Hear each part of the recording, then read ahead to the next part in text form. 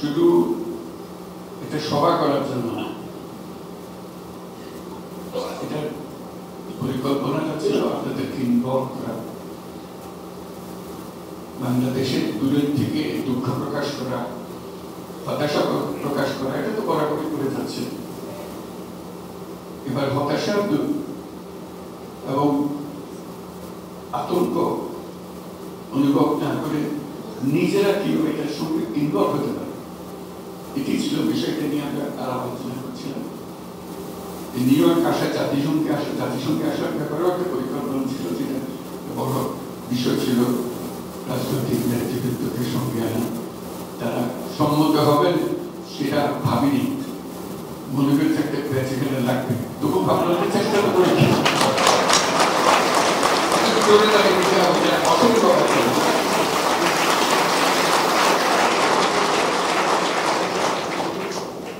ওনাদের সম্মতি দেখে আমার মনে বাংলাদেশ সম্বন্ধে, বাংলাদেশের ভবিষ্যৎ সম্বন্ধে আমার আস্থা অনেক বেড়ে গেছে।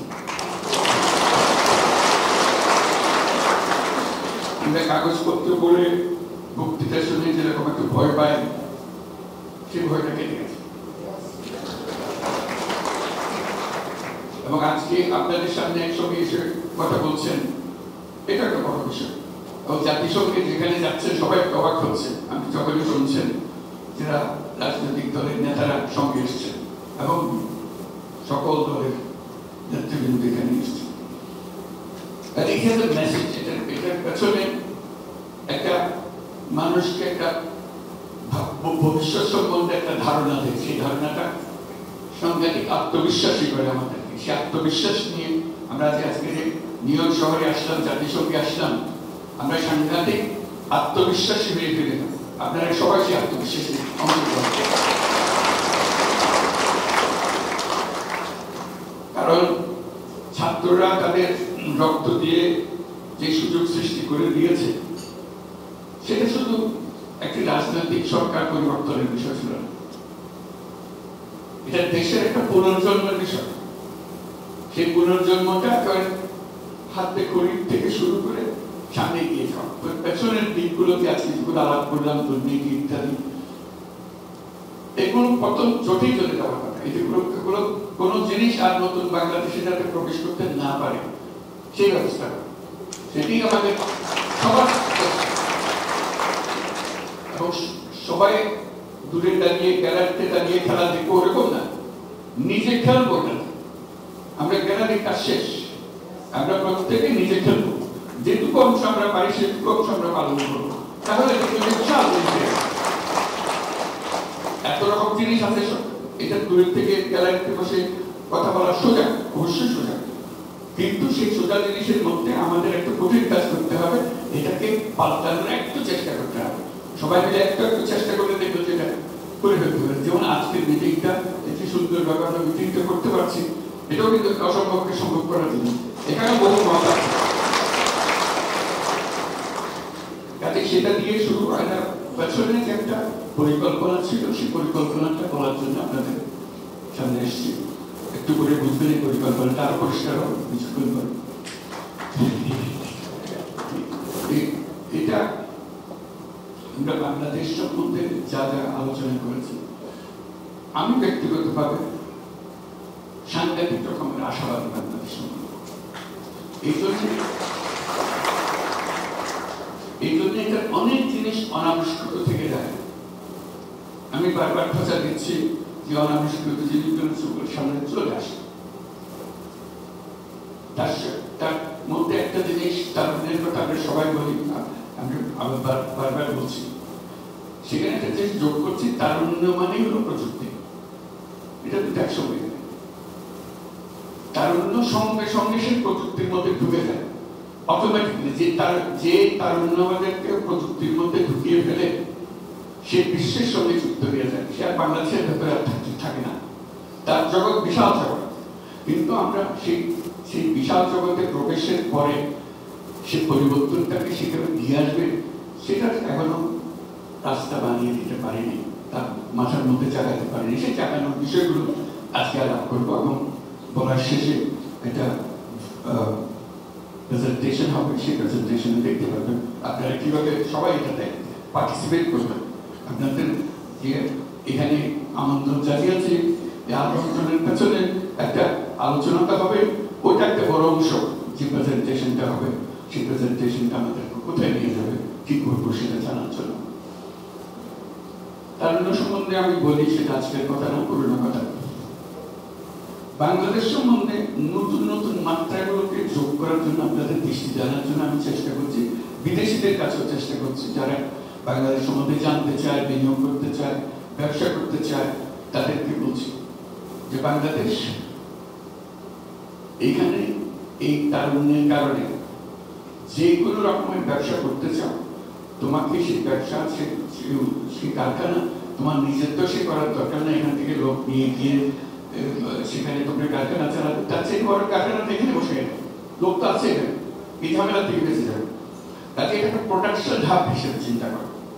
বারে বারে এই প্রোডাকশন হাবের এই যে আশিক যে দায়িত্ব আছে, তাকে এই এলাকাগুলো ঠিক করে দেওয়া যাবে। এটা প্রোডাকশন হাব হিসেবে তুমি দুনিয়াতে যে কোনো জিনিস বিক্রি করতে চাও, এখানে এসে প্রোডাকশনটা এখানে করো। সেই প্রোডাকশন করার জন্য সুযোগ সুবিধা করে দেওয়া, এটা একটা দিকে আকর্ষণ করছি, যাতে করে বিশ্বের কাছে এটা গ্রহণযোগ্য হয়, সেটাকে প্রমাণ করা। আরেকটা নতুন মাত্রার কথা আমি প্রায় বলি, আবার আপনাদের সঙ্গে বলি, সেটা বাংলাদেশ শুধু আমাদের যে জিওগ্রাফিক্যাল এরিয়া আছে, বাংলাদেশের ম্যাপ বানাতে আমরা যেটুকু করি, আমরা সবসময় বাংলাদেশ বলতে এটাকেই বুঝাই।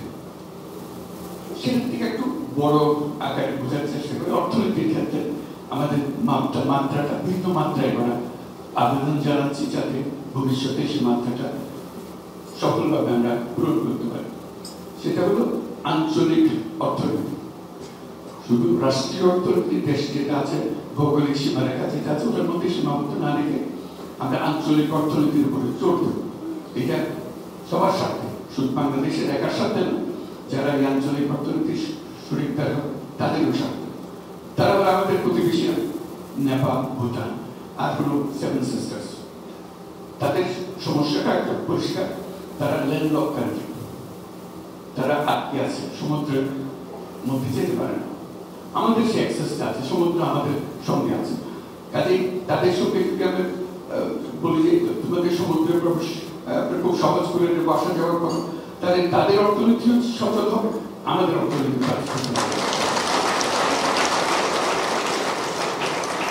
এবং ভারতে এটা নিয়ে আলাপ হচ্ছে, অনেকে বিরূপ মন্তব্য করছে, কিন্তু অনেকে সন্তুষ্ট যে এটা হওয়া উচিত। তাকে এটা হলো স্বাভাবিক পদ্ধতিতে হবে, এটা জোর করে কাউকে বলতে পারবো না আমার সঙ্গে ব্যবসা করো।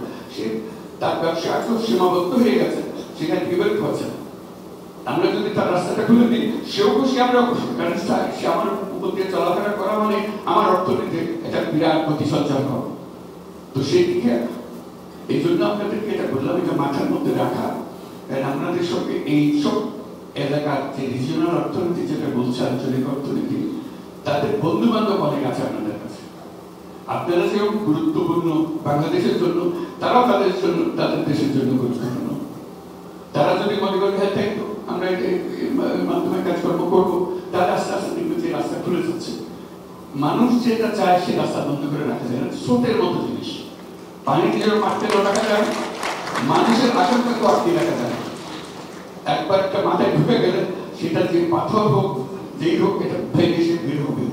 কাজে মাথার মধ্যে যদি ঢোকে এটা আঞ্চলিক অর্থনীতি আমরা গড়ে তুলবো, তাহলে দেখবেন যে আঞ্চলিকভাবে অনেক জিনিস সম্ভব।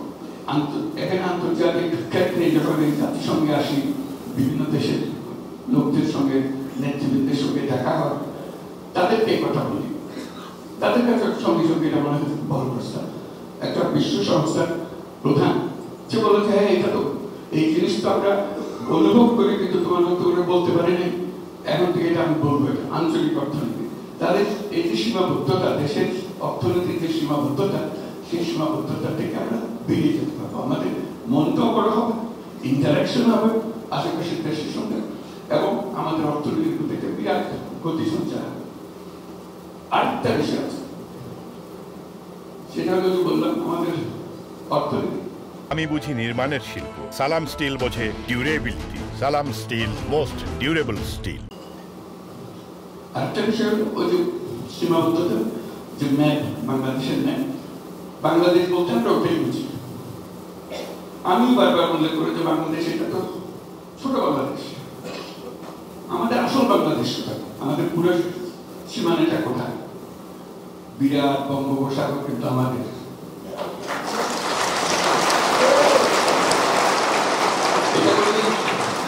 এটা কোনোদিন স্কুলের ছেলে মেয়েদেরকে বোঝায় না, কলেজ বিশ্ববিদ্যালয়ের ছেলে মেয়েদেরকে বোঝায় না। ম্যাপটা একে বাংলাদেশ শেষ, বাংলাদেশ শেষ হয়নি।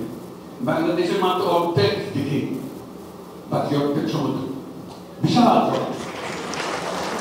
এখন থেকে আমি বলছি যে বাংলাদেশ বলতে তোমরা সমুদ্র সহ বাংলাদেশ দেখাবা, যে জানো এটাতে, কারণ এটা তো অসম সম্পদ। মাটির নিচে যেরকম সম্পদ, পানির নিচে পানির উপরে সব সম্পদ। এটা আমি ছাড়বো কেন? ছাড় তো প্রশ্নই আছে না, এটাকে বাড়িয়ে দেওয়া জিনিস। এটা অনেকটা এরকম, বিরাট দিঘি আছে বাড়ির সামনে, মাঝে মাঝে গিয়ে আমি বসে দিয়ে একটা মাছ ধরি, কিন্তু পুরো দিঘি মাছ করছে, একটা জাল ফেলি না। মনে হচ্ছে এটা শুধু পারে করে বসে একটা বসে দিয়ে মাছ ধরে।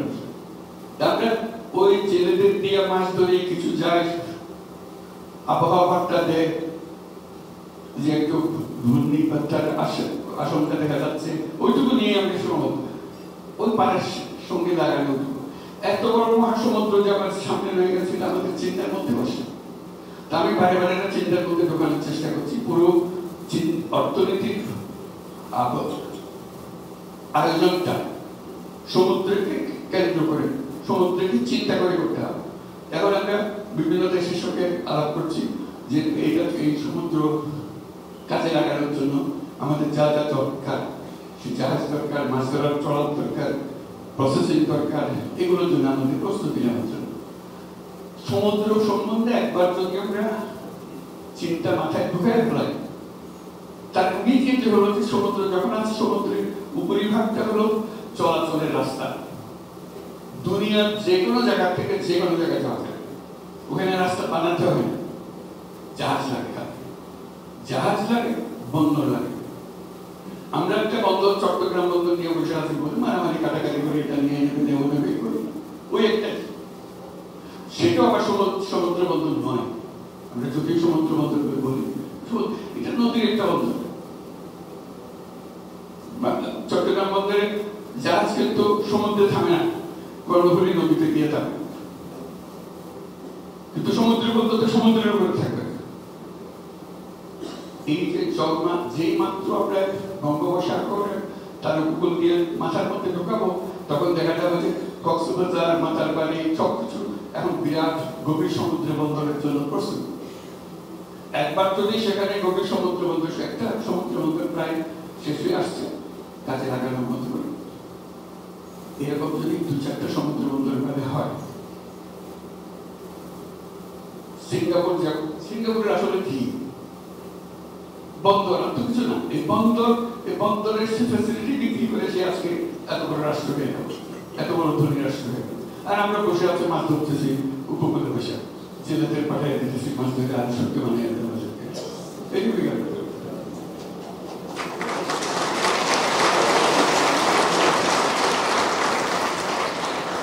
আমাদের মাথার মধ্যে এটা ঢোকাতে হবে। যদি এখন না বলতে এখন পারা যাচ্ছে, এখন পারা না যেতে না পারে, পারতে হবে।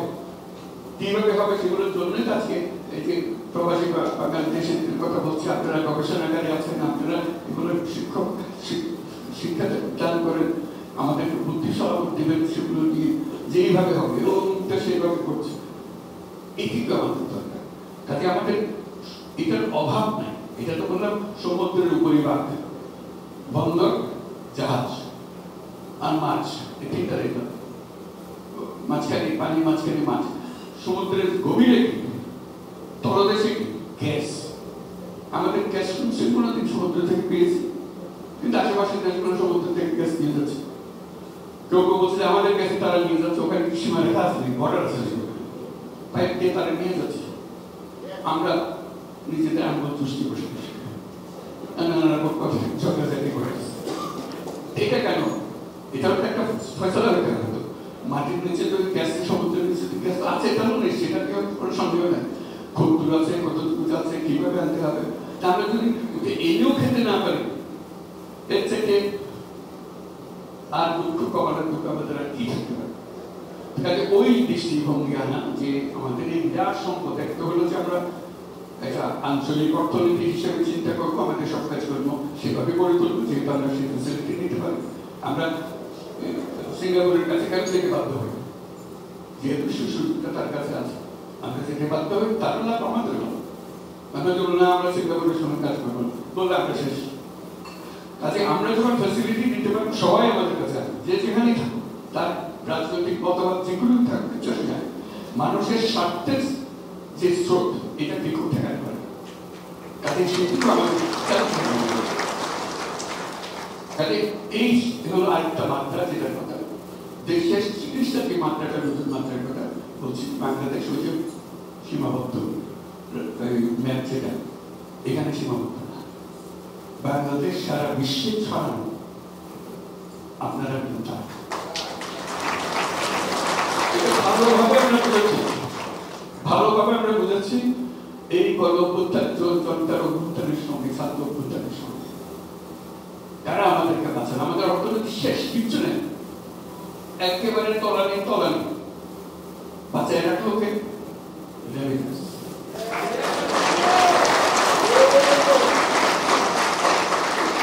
রেমিটেন্স এই বাংলার নতুন বাংলাদেশের জন্ম দিয়েছে।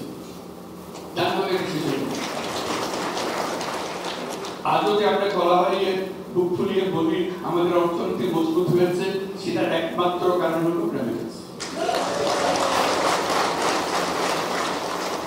তাহলে আপনাদের আমাদের এই দূরত্ব নাই, আসলে আমরা এটা ভাবতে হবে। আমরা ওই যে বঙ্গোপসাগর বললো বাংলাদেশের অংশ, আপনারাও বাংলাদেশের অংশ। এবার আজকে আমরা বলতেছি আমাদের ভোটের অধিকার দিলেন, আমাদের দাঁড়াবার অধিকার কেন দিচ্ছেন না, এগুলো ফয়সালা হবে, একটা হয়ে যাবে, এগুলো কোনো বিষয় না। একবার নিজের মত আসলে শুরু হলো। আগে তো ভোটাধিকারই ছিল না, এখন ভোটাধিকার আসুক, তারপর বাকিটা বলুন, একসঙ্গে সবাই দেশে গেলে আবার হয়ে যাবে। মূল কথাটা হলো এই দূরত্ব নাই, আমরা যে যেখানে থেকে, আমরা আজকে নিউ ইয়র্কে বসে কথা বলছি, বাংলাদেশে শুধু নিউ ইয়র্কের কথা, সারা দুনিয়া জুড়ে যেখানে যাবেন বাংলাদেশ, এবং অত্যন্ত সাফল্যমণ্ডিত মানুষ সেসব দেশের সঙ্গে বাংলাদেশের হয়েছে। কাজে তারাও চায় বাংলাদেশিদের একটা বৈশিষ্ট্য হলো সে যত আরামে থাকুক, যত হাঁটাক করুক, যত বাড়ি ঘর বানাক, গাড়ি বানাক, ওই দেশের গ্রামের বাড়িটার কথা সে বুঝতে পারবে।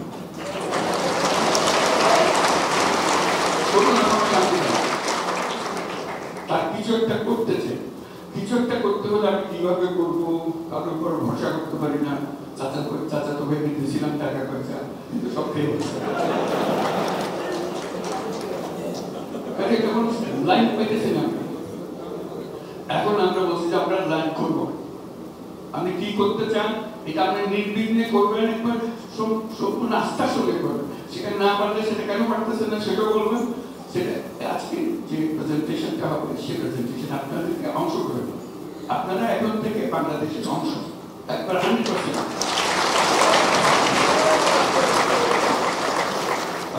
সেটা কিভাবে আপনার মনের কথাটা কিভাবে জানাবেন, কাকে জানাবেন, দুঃখের কথাটা কাকে জানাবেন, সেগুলোর ব্যবস্থা, এবং পরস্পরের সঙ্গে সম্পর্কটা কিভাবে রাখবেন, যাতে একা মনে করেন আমি একা গিয়ে ঠিকই করতে পারি।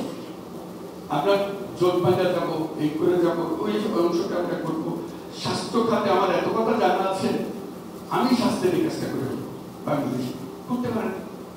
আপনি মনে দুঃখ পান, আমি এখানে বসে, আমেরিকাতে বসে, ইউরোপে বসে কত মানুষের স্বাস্থ্যের সেবা দিচ্ছে, সামান্য একটা জিনিস যেটা একবার দিতে পারলে বাংলাদেশের মানুষের থাকবে এই দুঃখ থেকে শিখেছে। বিশেষ করে এখন যখন প্রযুক্তি আসছে, এগুলো এত সহজ হয়ে যাচ্ছে, এবং ছেলে পেলেরাই বলে চালাতে পারবে। আপনি শুধু দেখাই দেন জিনিসটা, প্রযুক্তিটা হাতে ধরে না, তাহলে সেই করে হচ্ছে। এবং সেখানে বাংলাদেশে আপনারা যা শিখবেন, আপনার সেই প্রযুক্তি প্রয়োগ করে, আপনার সেই পদ্ধতি প্রয়োগ করে, আমরা সারা বিশ্বে আপনি সেটার জন্য প্রসিদ্ধ হব। যেহেতু একটা আপনি করে দিয়েছেন সেইগুলো বিষয়, এবং সেটার কথা ওই যে কথা প্রসঙ্গে গ্রামীণ ব্যাংকের কথা বলুন, মাইক্রো ক্রেডিটের কথা বলুন, কোথায় গ্রামের ভেতরে 3-4 কোটি টাকা লোন দিয়েছিল, কি এমন ঘটনা ছিল? কিন্তু সারা বিশ্বে এমন একটা বিষয় হয়ে গেছে, যে যার প্রয়োজনীয়তা আছে সেটা দেশের সীমা রেখা মানে না। প্রয়োজনীয়তা থাকলে সেটা দেশের রাস্তার ঘাট ভাঙে তার সীমা ভাঙে চলে আসে। কাজে আপনিও আপনার এত বিদ্যা, আপনার এত জ্ঞান, আপনার এত অভিজ্ঞতা, সেই অভিজ্ঞতা দিয়ে আপনি কাজটা করতে পারেন। যে প্রেজেন্টেশনের কথা বলছি শুধু আপনাকে উদ্দেশ্য করে আজকে যারা উপস্থিত আছেন সেই প্রজন্মকে উদ্দেশ্য করে বলছি। আপনার বাচ্চারাও তার সঙ্গে পরিচিত হবে এই অ্যাপের মাধ্যমে হবে। এই প্রেজেন্টেশন যেটা দেখাচ্ছি, যাতে করে ওই বললাম সে ছোটবেলা থেকে জানে যে আমার আটটা বাড়ি আছে, আমার দাদা দাদি ক্লাস হবে, এখন তাদের দাদা দাদি বোঝার খুব কষ্ট হবে। যে ফ্যামিলি ট্রিট করবে যে হ্যাঁ আমি দুইভাবে বলেছি বাংলাদেশের অংশ হিসেবে এই না, এখানে যদি নাগরিকত্ব গ্রহণ করেন আপনার নাগরিকতার প্রতি বিশ্বাস করার কথা বলছি, এটা অন্তরের কথা বলছি। অন্তর এক জিনিস আর নাগরিকত্ব এক জিনিস। আপনার অন্তরে যা চায় সে অন্তরের কাজটা করতে পারবেন, যে করার ফলে ওখানে গিয়ে যখন যাবে মনটা ভরে যাবে যে আমি নিজে ভালো করেছি তা তো বটে। আমি যে এলাকাতে প্রাইমারি স্কুলে লেখাপড়া করে গেছিলাম সেই প্রাইমারি স্কুলের চেহারাটা সেখান থেকে আমি দুর্নীতিটা বাইর করে দিতে পেরেছি। আমি উঠে দাঁড়াইছিলাম বলে সবাই মানছে ওই স্কুলটা আমি ঠিক মতো চালাইতে পারি। আর কিছু না, আমি তো সারা বাংলাদেশ পাঠাইতে পারি না, কিন্তু আমার প্রাইমারি স্কুলটার পাঠাইছি। আমার কথা সবাই মানছে, সবাই জানছে, সেটা করতে হবে। এইসব ভূমিকা পালন করতে পারি আমরা, কঠিন না। আপনাকে সেটার জন্য ওখানে যেতে হবে না। আজকাল প্রযুক্তির কারণে আপনি যে কোনো সময় সেখানে যেতে পারেন, যখন ইচ্ছা সেখানে যেতে পারেন। কাজে সেই প্রযুক্তিগত জিনিসগুলো নিয়ে আসা। আর আপনাদেরকে এই যে ম্যাপের কথা বললাম, বাংলাদেশের ম্যাপ, সেই বাংলাদেশের ম্যাপটা অন্যভাবে দেখার জন্য যে আমরা এই বাংলাদেশের অংশ, সেই অংশে আমরা কিভাবে করতে পারি সেটা আমাদের মূল জিনিসটা হলো আজকে যে ছাত্রদের অভ্যুত্থান হলো সেটা আমাদের মস্ত বড় প্রতিবন্ধকতা সরিয়ে দিয়েছে, আমাদের স্বপ্ন দেখার সরিয়ে দিয়েছে, স্বপ্ন বাস্তবায়নের শক্তি দিয়েছে। এগুলো স্বপ্ন আমরা সবাই দেখি বাস্তবায়নের ক্ষমতা আমরা পাই না। এই পরিবর্তন ছাত্ররা যা করলো সেই শক্তি আমাদেরকে দিয়েছে, এই শক্তিটা যেন হারিয়ে না যায় সেই জন্য আজকে আমরা সবাই মিলে জাতিসংঘে এসেছি। এই কথা সবার সামনে বলা যে এই জাতিসংঘে এসে আমরা সবাইকে জানিয়ে দিচ্ছি, একসঙ্গে এসেছি, সবাই জানিয়ে দিচ্ছি এই ব্যাপারে আমরা জাতির সাথে আমরা একমত। সবাইকে ধন্যবাদ। আমরা এই পথে চলবো এবং এটা দেখে আজকে থেকে আপনারা শুরু করেন কাজটা ব্যবহার করতে।